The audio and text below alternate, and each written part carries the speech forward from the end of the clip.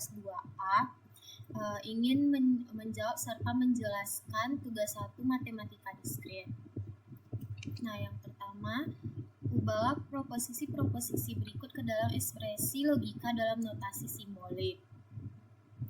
A. Seorang mahasiswa teknik informatika dinyatakan lulus mata kuliah matematika diskrit hanya jika nilai UTS-nya di atas 70 atau tidak ada kuis yang bernilai 0. Nah, jawabannya di sini.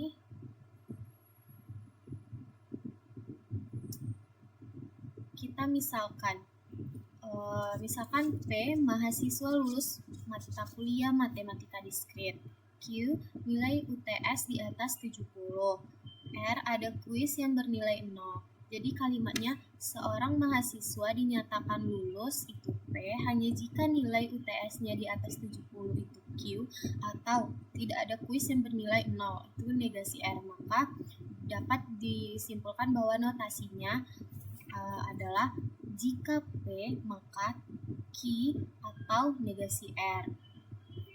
Nah, soal selanjutnya, jika Ahmad hanya mengerjakan latihan pagi hari atau malam hari tetapi tidak keduanya, maka syarat cukup agar nilai tugas matematika diskrit baik adalah konsentrasi penuh saat belajar.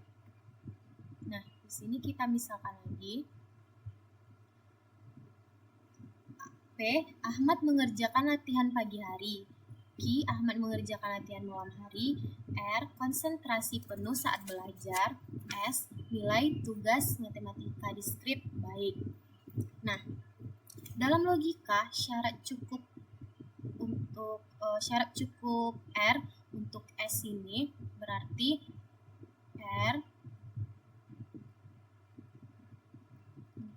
R syarat cukup untuk S. Nah, kalimatnya berarti jika Ahmad hanya mengerjakan salah satu, berarti di sini jika Ahmad hanya mengerjakan salah satu tetapi tidak keduanya, maka syarat cukup agar nilai tugas baik adalah konsentrasi penuh. Nah, jadi dapat disimpulkan bahwa notasinya itu adalah P XOR Q sama dengan P atau Q dan negasi P dan Q. Nah, hasil lengkapnya jika P atau Q dan negasi P dan Q, maka jika S maka R. Nah, untuk jawaban nomor 1 yang C, tentukan kalimat ingkaran dari proposisi A di atas dalam bentuk ekspresi logika dan kalimat sekaligus. Nah, berarti yang C itu ini. Yang C berarti ingkaran negasi dari proposisi A, ini ekspresi logikanya. Berarti negasi bahwa P jika dan hanya jika Q atau negasi R. Nah, yang ekuivalen dengan P ini lambang XOR, P XOR Q atau negasi R. Nah, contoh kalimatnya tuh seperti ini.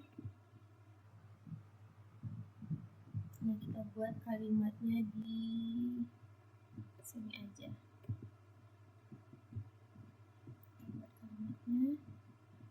Di sini. Nah, kalimat. Nah, untuk kalimat yang 1C ini, mahasiswa lulus mata kuliah matematika diskrit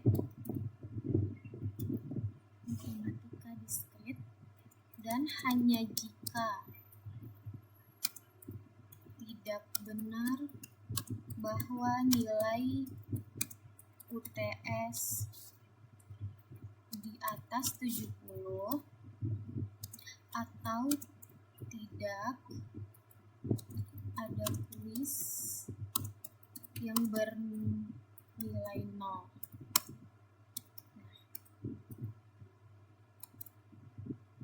Nah, di sini kita buat lagi atau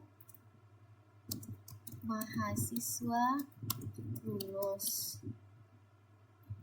Atau mahasiswa lulus namun nilai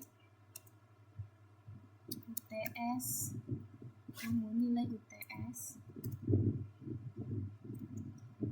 di bawah 70 dan ada kuis bernilai 0 atau sebaliknya. Nah, ini untuk kalimat soal 1C. Nah, lanjut ke soal 1D. Tentukan kalimat kontraposisi dari posisi A di atas dalam bentuk ekspresi logika dan kalimat sekaligus. Nah, jadi ini untuk jawabannya kontraposisi dari posisi A, ekspresi logikanya seperti ini.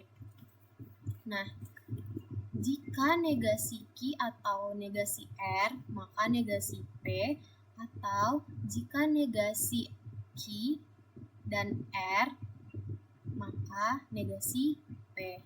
Nah, untuk kalimatnya seperti ini.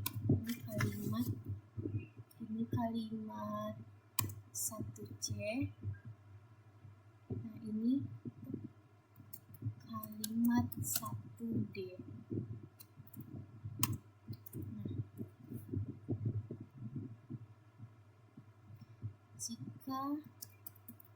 Jika nilai UTS tidak di atas 70 dan ada kuis yang bernilai 0, maka mahasiswa tidak dinyatakan lulus mata kuliah matematika diskrit. Nah, jika nilai UTS tidak di atas 70 dan ada kuis yang bernilai 0, maka mahasiswa tidak dinyatakan lulus mata kuliah matematika diskrit. Nah, ini untuk kalimat yang 1D. Nah, soal yang kedua itu Adi, Bagas, dan Chandra adalah 3 tersangka dalam kasus pembobolan berangkas. Nah, Adi berkata Bagas bersalah dan Chandra tidak bersalah. Bagas berkata saya bersalah atau Chandra bersalah.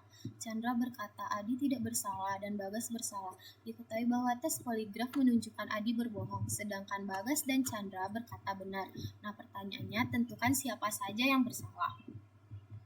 Nah, untuk jawaban nomor 2 kita misalkan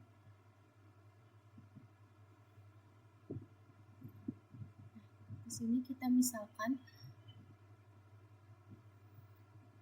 PQR adalah Adi, Bagas, Chandra.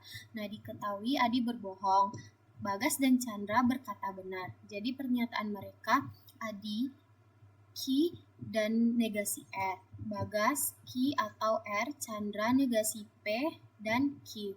Nah, jadi logikanya Adi berbohong sama dengan Q dan negasi R. Ini salah. Nah, Bagas ini benar, Q atau R. Chandra benar juga, negasi P dan Q. Nah, jadi untuk penyelesaiannya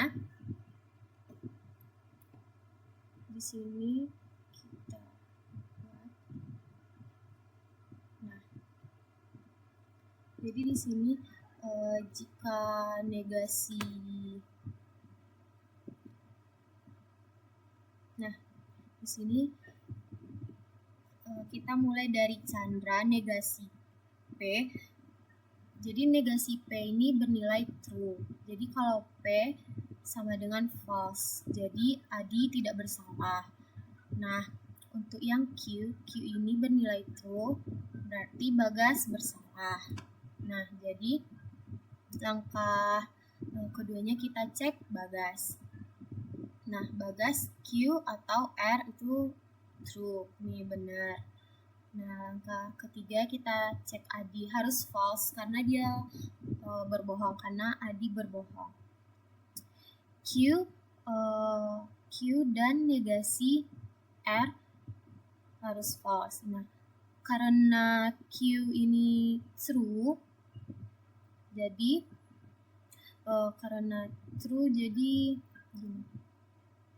ini negasi Q ini true. Nah, negasi ini Q ini true. Nah, dan negasi R ini sama dengan false, berarti dia negasi R. Nah, ini agak miring. Nah, ini berarti dia false.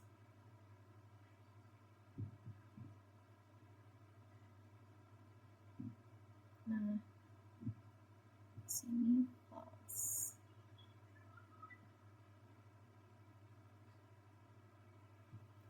Nah, jadi false ini kan negasi R.